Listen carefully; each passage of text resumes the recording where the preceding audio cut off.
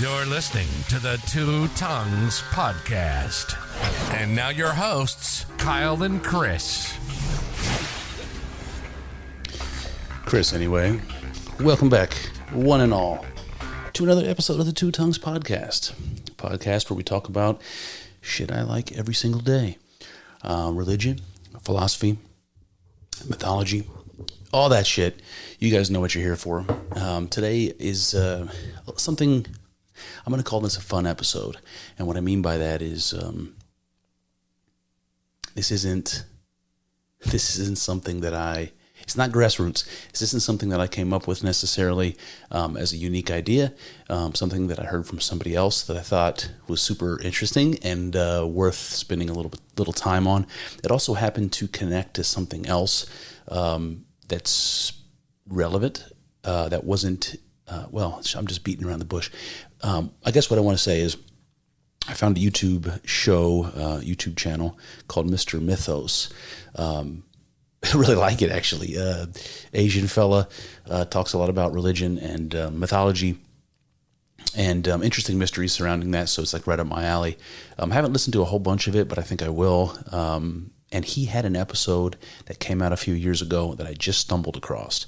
I think it came out in 2021, and it's called Evidence That Yahweh Was a Dragon. Okay, all right, so Yahweh, of course, is the God of the Israelites, the great monotheistic God of Judaism. And the idea that God is a dragon, well, it's kind of interesting, right? His episode was called Evidence for It. So like, okay, what is the evidence for it? That's pretty interesting. So this is what I mean. I'm going to recycle this Mr. Mythos episode for you. But I'm going to add a little bit of my own context and something that I think was missing from Mr. Mythos's episode that I think adds a lot of credibility to the story. So the way I look at this, not long ago I did an episode called Jesus the Shapeshifter, if you guys remember, and it's kind of along these lines. I consider that to have been a fun episode. It wasn't one that I put a bunch of research into, spent a bunch of time digesting like many of the episodes I do. It was actually really kind of easy and fun. It's kind of an interesting idea if you can find evidence for it and then try to explain it. I just think that's fascinating. And this one I think goes right along with that same kind of idea. And Jesus the Shapeshifter, this one is sort of Yahweh the Dragon, if you will. So what I want to do with this episode is I want to try to answer the questions: is the God of the Bible a dragon? And if so, what in the hell is that supposed to mean? So those are the questions I want to try to answer today in the episode. And before we kind of dive into the evidence, I want to tee this up a little bit. This isn't new information by any stretch of the imagination, but dragons play a really prevalent role in religions and mythologies all over the world, and really as far back into antiquity as we can manage to go. We talked about some of these not long ago. It was in the episode on the origin of the world's mythologies. We were talking about these serpent and dragon figures that show up in religion all over the place and mythology all over the place. Typhon and Apophis and the Hydra of Lerna, the Leviathan from the Bible, the Quetzalcoatl of the Mesoamericans, the plumed serpent, the rainbow serpent, and also the Babylonian deity Tiamat. We've talked about that particular deity before in relation to a symbol that I call the Ouroboros, and I've talked about ad nauseum. Carl Jung calls it the syzygy. There's all kinds of ways of talking about it, but the Ouroboros is a classic one.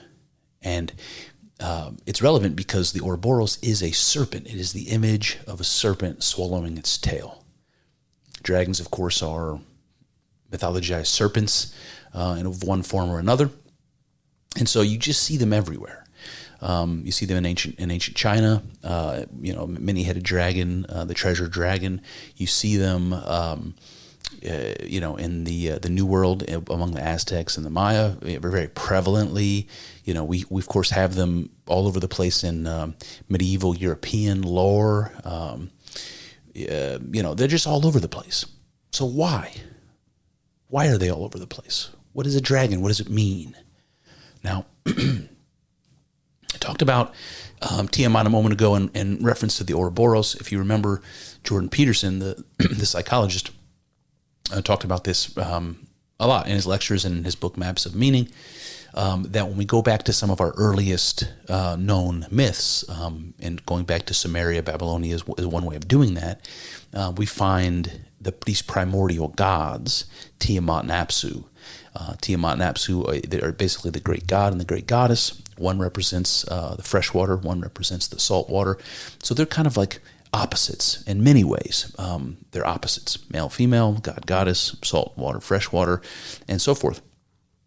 But in the beginning, in these creation stories, Tiamat and Apsu are in union. They're together. They're in a sexual embrace, something like that. They're not two separate deities in the beginning. They're one. They're together, and this sexual union that they're in is a creative union. It's the cause of the birth of all of the other gods and eventually the cosmos that's happening within this unity of Tiamat and Apsu.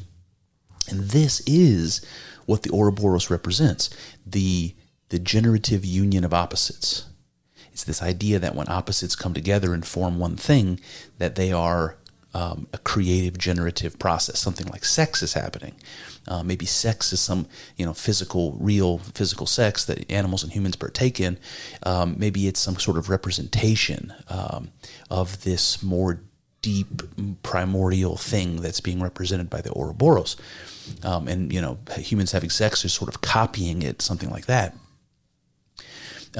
So while I'm talking about Jordan Peterson and this idea of the Ouroboros, Jordan offers an explanation for what a dragon means. And I think it's kind of interesting. It's worth plugging in here. He says that a dragon is really a symbol that is an aggregation of human predators, of all of the things that preyed on human beings in our history. Maybe even going back to some deep inherited memories of the things that were predators for beings in our same family, like when we were primates living in trees, when we were Neanderthals, when we were Cro-Magnon, whatever.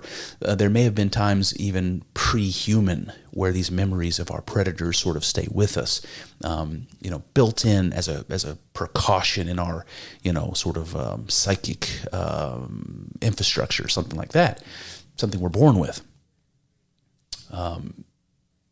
And so a dragon is supposed to represent that which we fear.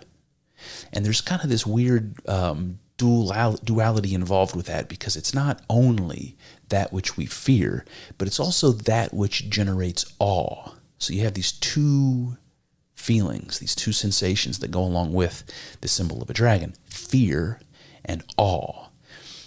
When you're standing in front of a predator that has your life in its hands, that at its will can kill you, can eat you, can grab you with its claws and fly away with you. You're just frozen, right? Like you're. This is an interesting analogy in the Greek world, but Medusa with serpents for hair, right? When you see her, you freeze, you turn to stone. And this is what happens when you encounter something greater than yourself, something that has your life in existence, at its whim. When you're confronted by this great thing, you freeze, right? Like Medusa turning you into stone.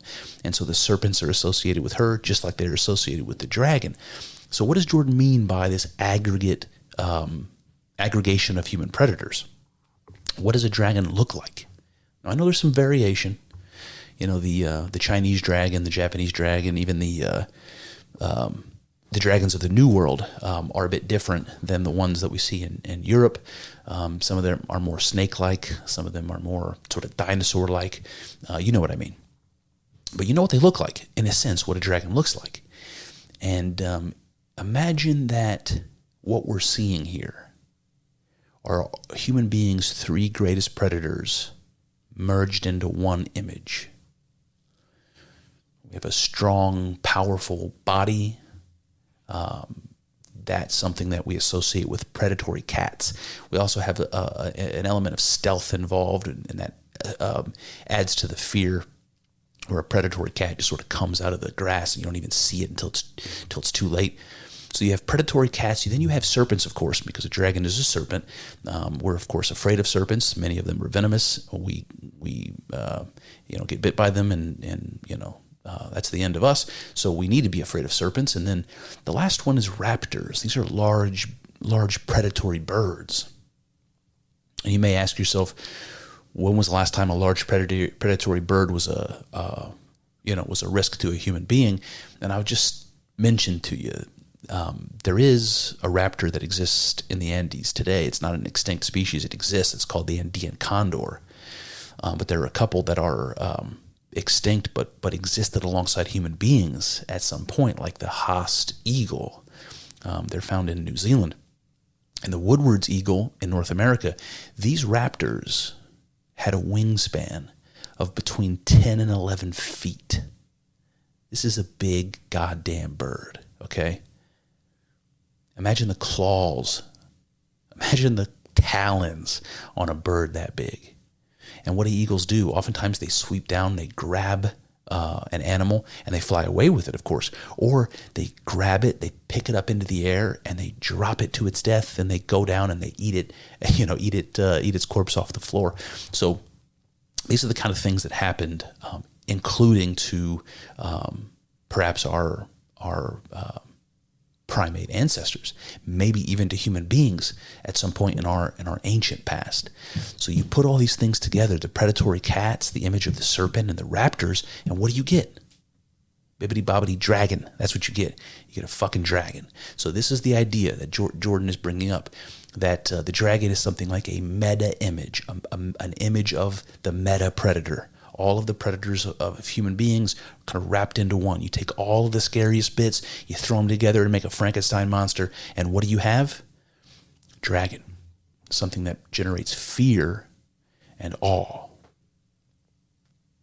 And there is an association, even in the Bible, between God and fear. Very close association. You probably remember the psalm, fear of God is the beginning of wisdom. Fear of God is the beginning of wisdom. So there's this deep connection. And you can think about encounters with God that happen in the Bible and what people say. They couldn't even look at the glory of God, that their countenance is brought down to the ground, and they're afraid. They can't even look at the thing. They're frozen. So you see this connection between fear and God, and perhaps that's appropriate if God is this all-powerful being. Perhaps you should be afraid. All right, so that brings me to a kind of a conversation surrounding Tiamat, this Babylonian dragon. This is part of the Ouroboros. Tiamat is described as the dragon of chaos. It's depicted as a serpent or a dragon in coins and cylinder seals and engravings and things like that. We have a lot of those things. You can Google them. You can see what Tiamat looked like. So Tiamat herself was considered to be a sea serpent or a dragon. Her name comes from Tamtu, which means sea, but it's associated with the Semitic word Tehom. Tehom is a word that appears in the Bible, and it means the deep or the abyss. So you can see Tamtu meaning sea and Tehom meaning the deep. You see this association. I want to point out again that there's a very strong association between the sea and the unconscious. So that's something that comes up in depth psychology and dream interpretation and myths. It's the study of myths. So you have this weird description of the dragon of chaos, the abyss, the deep associated with the unconscious. The unconscious is that from which consciousness emerges. So it's like something like the potential for consciousness.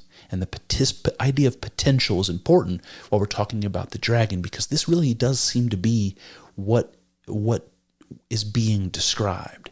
Something like a potentiality. So Tiamat is the primordial deep, potentiality itself. And she's described as having a tail. So in the cuneiform stories that talk about Tiamat, she's described as having a tail. But she's depicted with wings and claws and scales and fangs and various engravings of her battle with Marduk, where Marduk slays her. Okay, so what is this thing that has a tail and claws and wings and scales and fangs? It's a dragon. Tiamat is a dragon. It's also something worth mentioning, and I didn't know this actually until I was preparing for this episode, that this myth of Tiamat is actually connected to some of the other myths that we've talked about on the podcast before, and I don't know how this slipped under my radar, but it did. So when Tiamat is slain, when the dragon is slain in the Babylonian story, her tail becomes the Milky Way, her ribs become the vault of heaven, and her tears become the Tigris and Euphrates rivers. And so what you see here is this great dragon being slain, and her body is sort of being used to create the cosmos. And this is something that we've seen before. We've seen this in Proto-Indo-European myths and associated myths all over the world. In China, it's the story of Pangu. In Scandinavia, it's Ymir, the giant Ymir. In ancient India, it's Parusa or Prajapati, whose body is destroyed and used to create the cosmos. And so you have a link here between the creation of the cosmos and the dragon of chaos, this Tiamat or Tehom. So the dragon is creator, but somehow also creation, right? The dragon is responsible for creation, but it's her own body that's being used to create it. So she's the substance and the artist, right? Art and artist both. She's creator and creation both. Very interesting. And so the question becomes, is Tiamat in the Bible? Why are we talking about this? Is Tiamat in the Bible? How do we relate this dragon of chaos from ancient Babylon to Yahweh? Can we do that? All right, so Jordan Peterson has pointed out that Tehom is cognate with Tiamat. Tehom and Tiamat are essentially the same thing. Tehom is also used as cognate with another word, Teho, and this word is it appears in the Bible. It appears in the book of Genesis during the creation story. The phrase is tohu wabohu, and that gets translated as without form and void. So Tehu Wabohu is the dragon of chaos, described as that which is without form. Now in the Greek Septuagint, it's translated as unseen and unformed. But in any case, you get the thread that something is unformed. Now this is connected to this idea of potentiality. It reminds me of this Taoist idea of the Wu Wei, of the uncarved block. Right? You look at the uncarved block, and all it is potential. It can become anything. It is as yet unformed. But that doesn't mean it's nothing. It means it's the potential for anything or everything. The unformed. Okay? That's not nothing. That's something extremely important. That from which everything comes. Tohu wabohu. So let me read for you a quote from the Bible that occurs early in the story, Genesis 1:2. This is before the creation occurs. And it goes like this. The earth was without form and void. Darkness was upon the face of the deep, and the Spirit of God moved upon the face of the waters.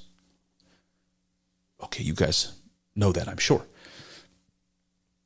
The earth was without form and void. What does that mean? The earth was tohu wabohu. So what existed at that time before creation was the dragon of chaos. Tehom, Tiamat, tohu wabohu. Right? The book of Genesis tells us this. Before creation, what existed was the dragon of chaos. And it says, darkness was on the face of the deep. Tehom, the deep.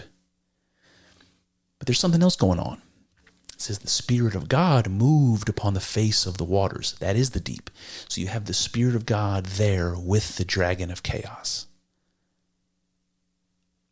So Tehom, Tiamat, is the deep, that from which all things come, the potentiality that pre-exists the cosmos, the thing we generally call the uncreated, God. Tehom is there, but Logos is also there, the Spirit of God, the Rauch Adonai, the Spirit of God. That's the thing we call the Logos. That's there as well, the dragon and the Logos, chaos and order. You see that the opposites there? You see the image of the Ouroboros there, even in the book of Genesis? Isn't that interesting?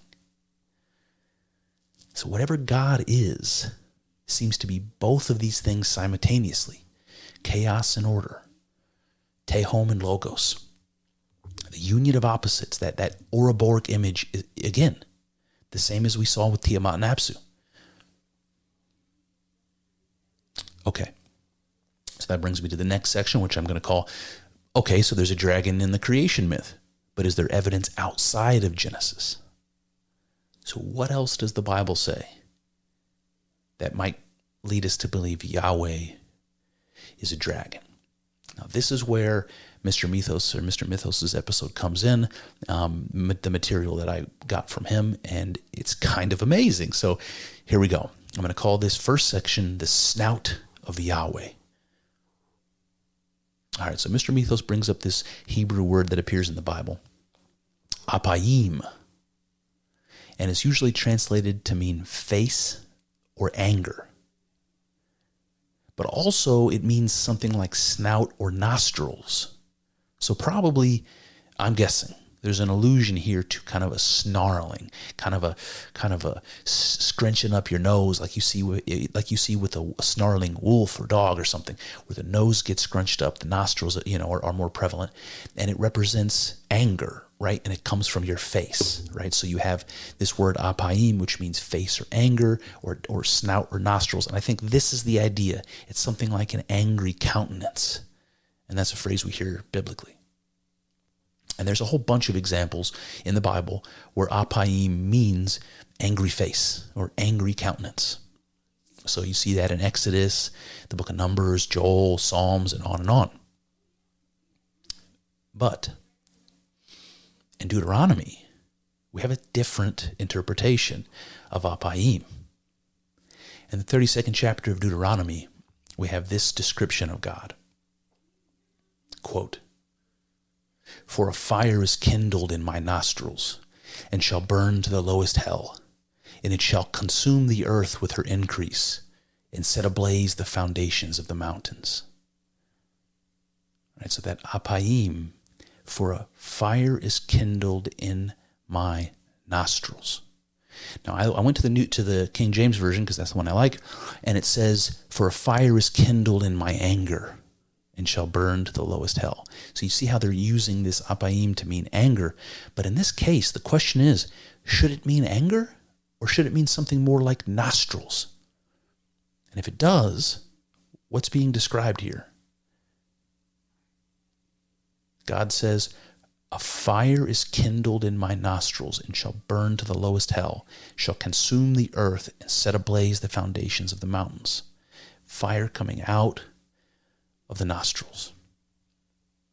And if that were an isolated example, you might say, you know what, Chris, for a fire is kindled in my anger sounds just fine. Let's move on. You're looking into this too deeply, but it's not a lone example. So we can go back to Psalms, where the word apayim is used to mean angry face, and here we have something different. In the 18th chapter of Psalms, we have this quote, "Smoke went up from his nostrils, and devouring fire from out of his mouth. Coals flamed forth from him." Okay, this is a description of God, just like we saw before in Deuteronomy. "For a fire is kindled in my nostrils." And Psalm says, smoke went up from his nostrils, and devouring fire from out of his mouth. So now it's unequivocal. Now we see apayim means nostrils, and is used this way. And in the description of God's nostrils, we have smoke coming out of his nose, fire coming out of his mouth. That all seems very scary, but it also seems a lot like a fucking dragon, doesn't it? And if the evidence stopped there, I could understand you still being skeptical. But there's more. So this next section I'm going to call the wings of Yahweh. Right? So we talked about the snout of Yahweh. Now we're going to talk about the wings of Yahweh. So I'm just going to give you kind of rapid fire some quotes from the Psalms. Psalm 17:8 says, now remember, these are prayers to God, these Psalms in most cases. And here we go. So Psalm 17:8 says, hide me in the shadow of your wings. So a devout person is asking God, hide me in the shadow of your wings, as a prayer. Protect me.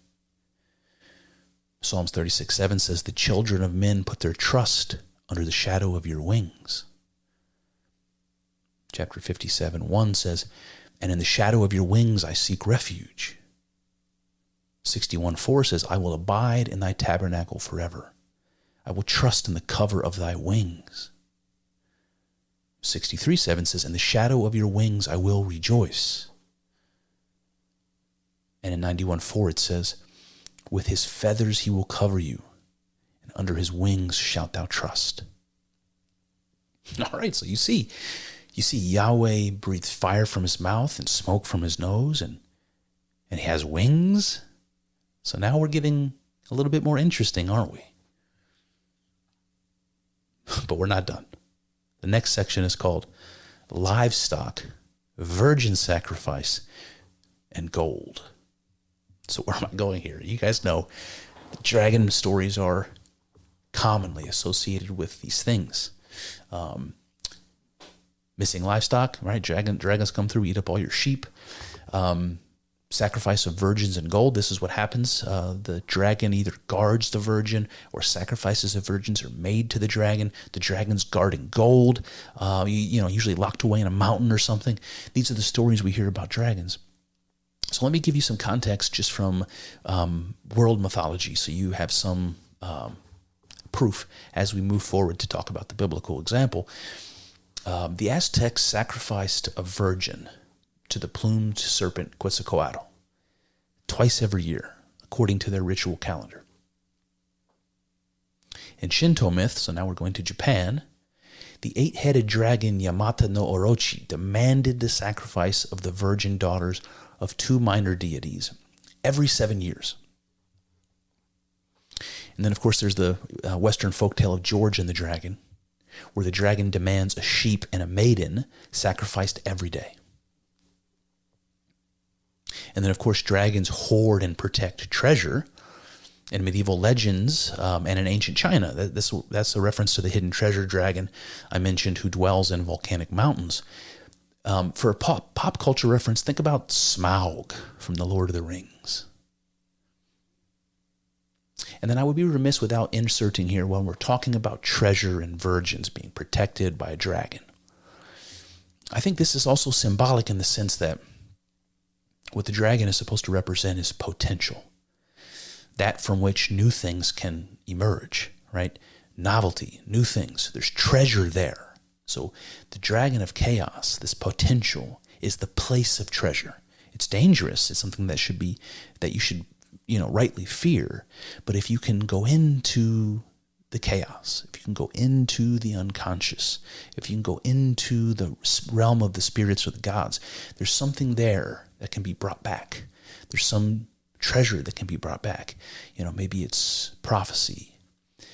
Maybe it's, visions of the future, or, maybe it is, answers to prayer, or, I don't know, whatever example you want to use, that we can talk about virgins and treasure being protected by the dragon, and understand that the virgins and treasure are symbolic. They mean something. And that's not necessarily a literal something. But we see that same image recurring over and over again, so we have this association between dragons and virgins and treasure. That brings me back to the Bible in the book of Numbers. I'm going to read for you a big chunk, pieces of chapter 31, which takes place after the Israelites defeat the Midianites. Okay, they've conquered this people, and they're dividing the spoils of war. And the quote goes like this: "The booty was 675,000 sheep, threescore and 12,000 donkeys, 1,000 asses, and 32,000 women that had not known man. The Lord's tribute was 615 sheep, 12 donkeys, and 1 asses. Of the virgin women, the Lord's tribute was 32. And all the gold they offered up to the Lord was 16,750 shekels." Whew, buddy.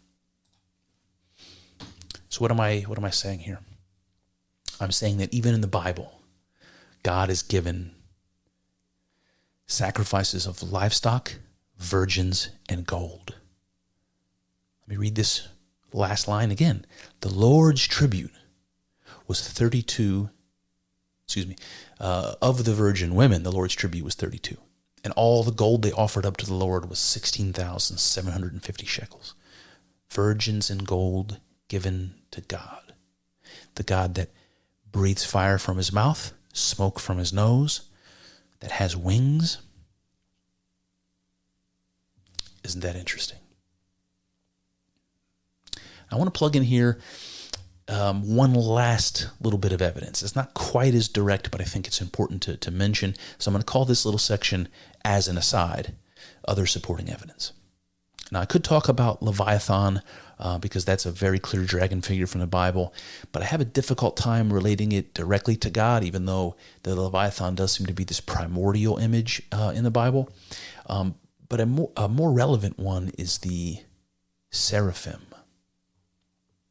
The seraphim, if you don't know or don't remember, describes angelic beings, but they're the highest of the angels. Imagine the spiritual beings that are the closest to God, the highest of the angels, the thing that if you encounter it is the closest thing to encountering God itself.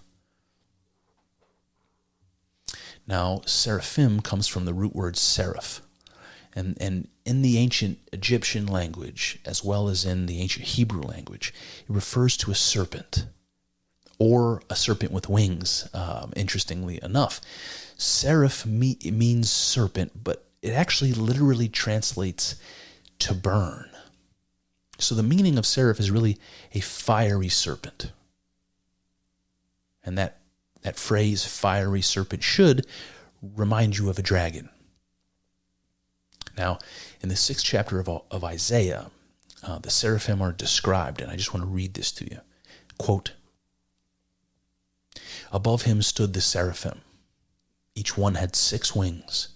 With 2 he covered his face, and with 2 he covered his feet, and with 2 he did fly." So what am I describing to you here?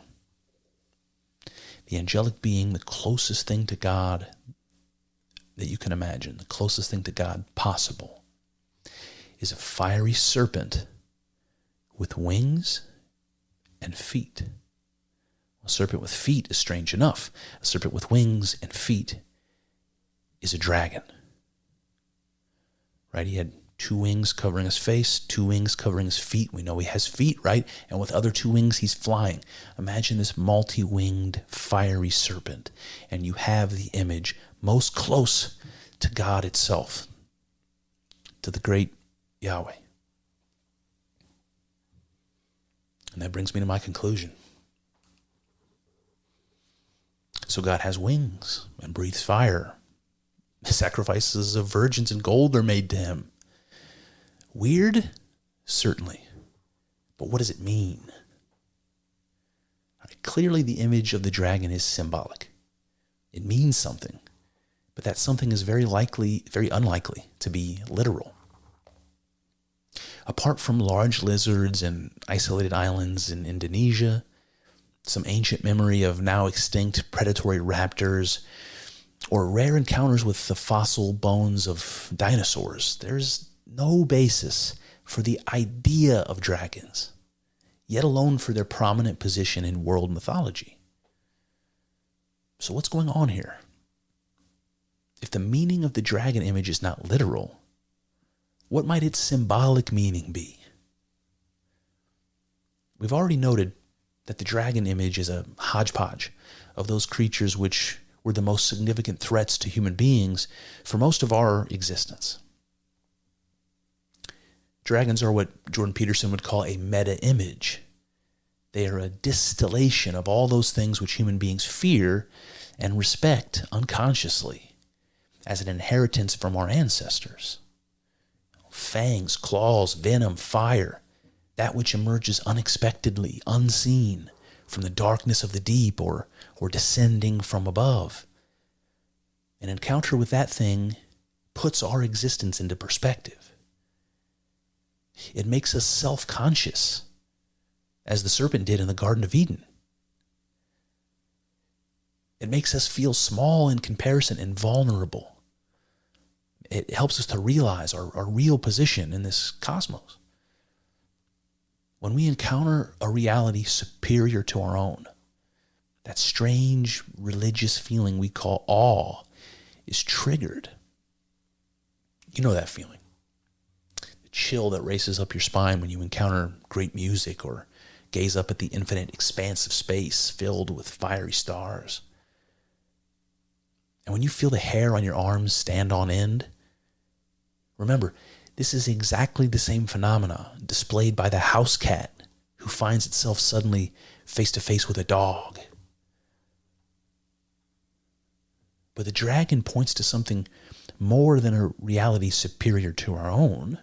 It's not just that. I mean, it is that. But its composite nature says something else. It points to something creative and transforming. The dragon is not just part cat, part snake, part raptor, but is transforming into all of these. A part of our fearfulness is connected with this uncertainty. We cannot pin it down. We can't understand it. We can't anticipate it or identify it. And of course, we fear that which we do not understand. This creative dynamic is supported, of course, by the role of the dragon in our myths of creation, including in the Bible. Just as God creates the cosmos from the dragon, Tehom, the Babylonian Tiamat transforms into the cosmos and her body itself. So there's this element of potentiality here. The dragon is that from which the cosmos is made. It is that bottomless source of things which pre-exists them all. But there's something missing from this description. It's not the dragon alone that is responsible for creation. All our myths speak also of her counterpart, her equal, her other half.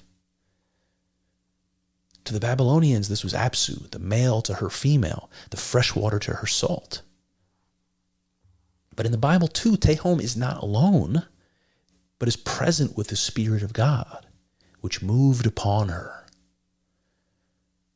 The Spirit of God, the Christians know as the divine Logos.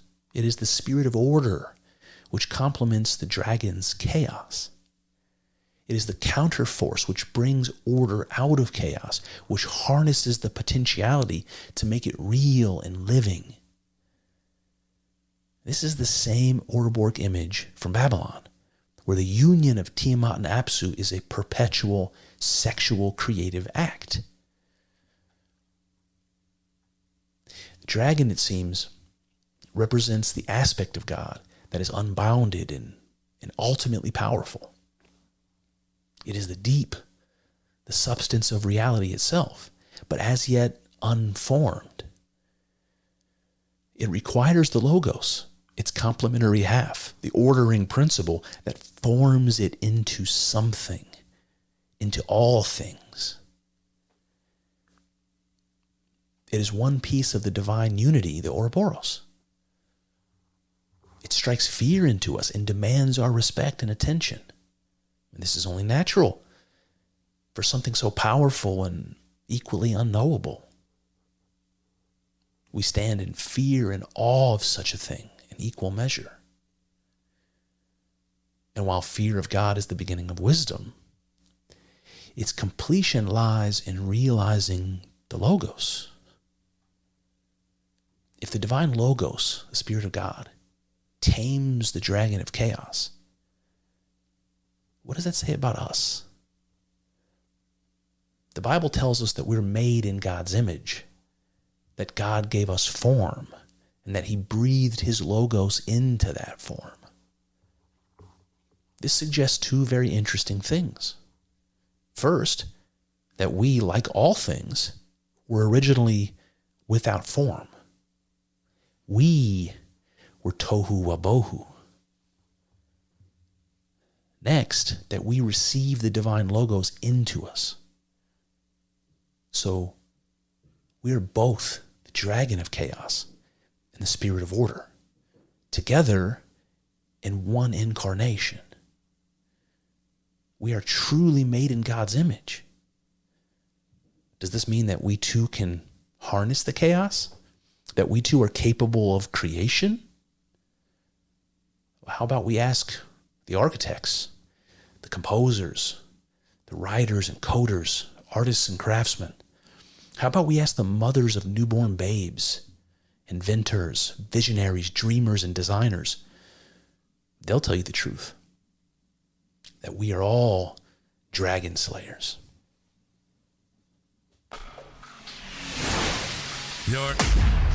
Well, there you have it. That's one avenue explored, but infinitely more still to go. I hope you enjoyed thinking along with us. I know. It's not easy work. Thinking. It's hard and full of uncertainties, but I'm grateful for the company as we trek through this together. Here's to hoping that the juice is worth the squeeze. See what I did there? Let's find out together in the next episode.